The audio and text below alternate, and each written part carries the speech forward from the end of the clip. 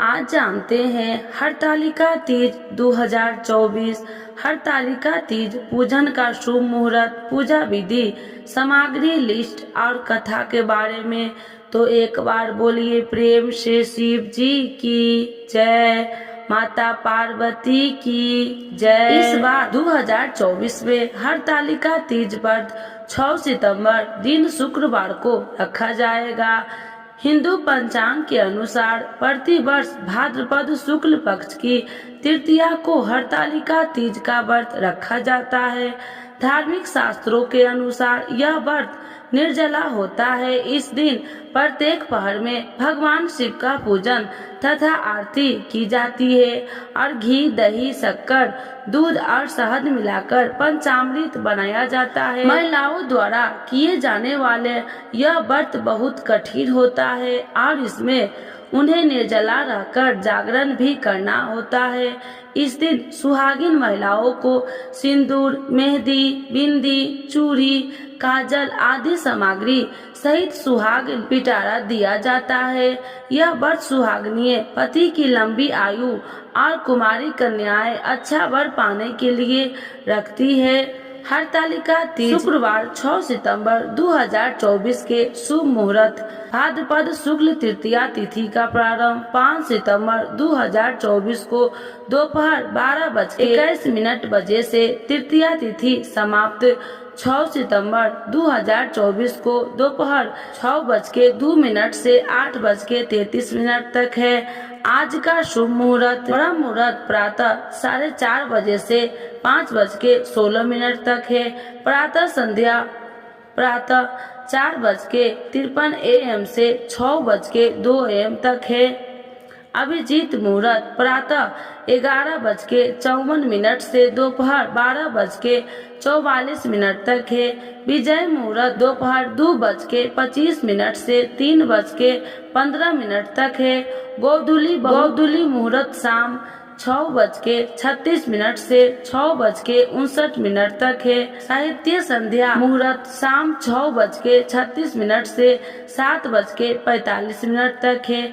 निषिदा मुहूर्त रात्रि 11:56 से 7 सितंबर 12:42 तक है। रवि योग सुबह 9:25 से अगले दिन सुबह 6:02 तक है। हरतालिका तीज 2024 पूजा विधि। सौभाग्य स्त्रियां हरतालिका तीज व्रत अपने सुहाग की लंबी आयु तथा अविवाहित युवतियां मनपसंद पति पाने के लिए करती है। तीज के दिन व्रतधारी महिलाएं सूर्योदय से पूर्व उठकर नहाकर पूरा श्रृंगार करती है। फिर मन में व्रत का संकल्प लेना चाहिए। सबसे पहले घर के मंदिर में काली मिट्टी से भगवान शिव शंकर, माता पार्वती और गणेश की मूर्ति बनाए। पूजन के लिए केले के पत्ते से मंडप बनाकर गौरी शंकर की प्रतिमा स्थापित की जाती है। अब इन मूर्तियों को तिलक लगाए और फल फूल अर्पित करें। फिर माता पार्वती को एक एक कर हरी सुहाग की सामग्री अर्पित करें। इसके बाद भगवान शिव को बेल पत्र और पीला वस्त्र चढ़ाए। रात में भजन कीर्तन करते हुए जागरण कर 3 बार आरती की जाती है और शिव पार्वती विवाह की कथा सुनी जाती है। तीज की कथा पढ़ने या सुनने के बाद आरती करें। इस व्रत में शयन निषेध है, अतः रात्रि में भजन कीर्तन करते हुए रात्रि जागरण करना चाहिए। अगले दिन पुनः सुबह प्रातः काल स्नान आदि से पश्चात श्रद्धा भक्ति पूर्वक माता पार्वती को सिंदूर अर्पित कर भोग चढ़ाए। फिर किसी सुपात्र सुहागिन स्त्री को श्रृंगार सामग्री, वस्त्र, खाद्य सामग्री, फल, मिष्टान तथा यथाशक्ति आभूषण का दान करना चाहिए। यदि रेत की शिवलिंग बनाए हैं तो उनका जला विसर्जन किया जाता है। फिर खीरा खाकर इस व्रत की पूर्णता की जाती है। प्रसाद ग्रहण करने के बाद व्रत का पालन करें। का तीज 2024 पूजा के लिए आवश्यक सामग्री: गीली काली मिट्टी या बालू का रेत, बेल पत्र, शमी पत्र, केले का पत्ता, धतूरे का फल एवं फूल, आक का फूल, तुलसी, मजरी जन नारा वस्त्र सभी प्रकार के फल एवं पुष्प के पत्ते श्रीफल कलश अबीर चंदन घी तेल कपूर कुमकुम दीपक फुलहारा विशेष प्रकार की 16 पत्तियों दुसुहाग पिटारा।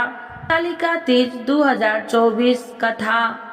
धार्मिक पुराणों के अनुसार हरतालिका तीज की यह कथा भगवान शिव ने माता पार्वती को सुनाई थी। इस पौराणिक कथा में शिव जी ने माता पार्वती को उनका पिछला जन्म दिलाया था। हे गौरा, पिछले जन्म में तुमने मुझे पाने के लिए बहुत छोटी उम्र में कठोर तप और घोर तपस्या की थी। तुमने न तो कुछ खाया और न ही पिया, बस हवा और सूखे पत्ते चबाए। जला देने वाले गर्मी हो या कपा देने वाली ठंडी, तुम नहीं हटी, डटी रही। बारिश में भी तुमने जल नहीं पिया। तुम्हें इस हालत में देखकर तुम्हारे पिता दुखी थे। उनको दुख देखकर नारद मुनि आए और कहा कि हे भगवान विष्णु के भेजने पर मैं यहाँ पर आया हूँ। वह आपकी कन्या से विवाह करना चाहते हैं। इस बारे में मैं आपकी राय जानना चाहता हूँ। नारद जी की यह बात सुनकर आपके पिता बोले, अगर भगवान विष्णु यह चाहते हैं तो उन्हें कोई आपत्ति नहीं है, परंतु जब तुम्हें इस विवाह के बारे में पता चला तो तुम दुखी हो गई। तुम्हारी एक सहेली ने तुम्हें दुख का कारण पूछा तो तुमने कहा कि मैंने सच्चे मन से भगवान शिव का प्रण किया है, किंतु मेरे पति ने मेरा विवाह विष्णु जी के साथ तय कर दिया है। मैं विचलित धर्म संकट में हूँ। अब मेरे पास प्राण त्यागने देने के अलावा कोई और उपाय नहीं बचा। तुम्हारी सखी बहुत ही समझदार थी। उसने कहा, प्राण छोड़ने का यहाँ कारण ही क्या है? संकट के समय धैर्य से काम लेना चाहिए। भारतीय नारी की जीवन की सार्थकता इसी में है कि जिसे मन से पति रूप में एक बार वर्ण कर लिया, जीवन यापन उसी से निर्वाह करे। मैं तुम्हें घनघोर वन में ले चलती हूँ, जो साधना स्थल भी है, और वहाँ तुम्हारे पिता तुम्हें खोज नहीं पाएंगे। मुझे पूर्ण विश्वास है कि ईश्वर अवश्य ही तुम्हारी सहायता करेंगे। तुमने ऐसा ही किया। तुम्हारे पिता तुम्हें घर में न पाकर बड़े चिंतित और दुखी हुए। इधर तुम्हारी खोज होती रही, उधर तुम अपनी सहेली के साथ नदी के तट पर एक गुफा में मेरी आराधना में लीन रहने लगी। तुमने रेत के शिवलिंग का निर्माण किया। तुम्हारे इस कठोर तपस्या के प्रभाव से मेरा आसन हिल उठा और मैं शीघ्र ही तुम्हारे पास पहुंचा और तुमसे वर मांगने को कहा। तब अपनी तपस्या के फलीभूत मुझे अपने समक्ष पाकर तुमने कहा, मैं आपको सच्चे मन से पति के रूप में वर्ण कर चुकी हूँ। यदि आप सचमुच मेरी तपस्या से प्रसन्न होकर यहाँ पधारे हैं तो मुझे अपनी अर्धांगिनी के रूप में स्वीकार कर लीजिए। तब तथास्तु कहकर मैं कैलाश पर्वत पर लौट गया। उसी समय गिरिराज अपने बंधु बांधवों के साथ तुम्हें खोजते हुए वहां पहुँचे। तुमने सारा वृत्तांत बताया और कहा कि घर तभी जाऊंगी अगर आप महादेव से मेरा विवाह करेंगे। तुम्हारे पिता मान गए और उन्होंने हमारा विवाह करवाया। अतः इस पूरे प्रकरण में तुम्हारी सखी ने तुम्हारा हरण किया था, इसीलिए इस व्रत का नाम हरतालिका व्रत हो गया। हे पार्वती, इस व्रत का महत्व यह है कि मैं इस व्रत को पूर्ण निष्ठा से करने वाली प्रत्येक स्त्री को मनोवांछित फल देता हूँ। इस व्रत को करने वाली महिलाएं माता पार्वती के समान ही सुख पूर्वक पति रमन करके शिवलोक को जाती है। ऐसी इस व्रत से जुड़ी मान्यता है।